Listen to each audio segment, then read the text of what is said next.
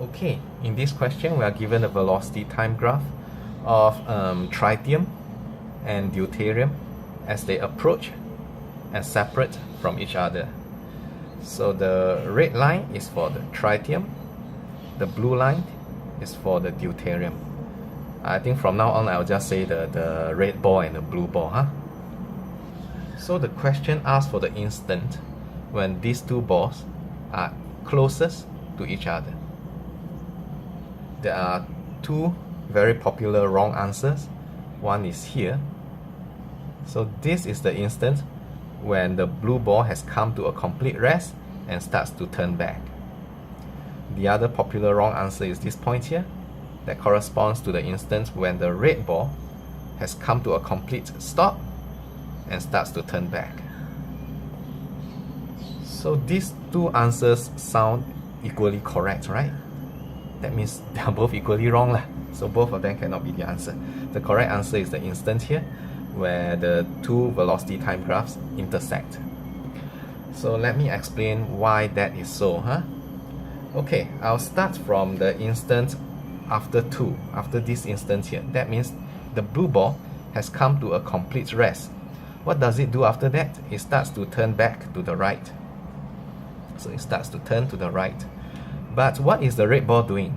The red ball is still traveling to the right, and in fact at a much higher speed than the blue ball.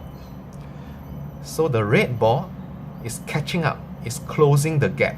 Even though this guy is pulling to the right, this guy is moving to the right even faster. So the gap is still closing. In fact, this guy will keep closing the gap until this instant here. Because at this instant, the two of them have the same speed. So this guy is speeding up away, and this guy is actually slowing down. So at this instant, they are traveling at the same speed. It's at this instant when the distance between them reach the turning point. Because after this instant, the blue ball will be traveling at a speed faster than the red ball.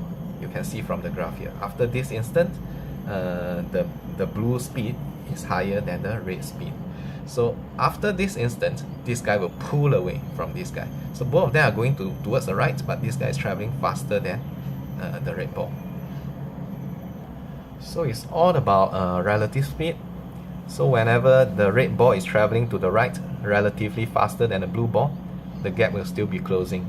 The gap reaches the turning point only when there's no relative speed between them, when they travel at the same speed. And that will correspond to the point when their velocity time graphs intersect. Okay, that's all. Ta-ta!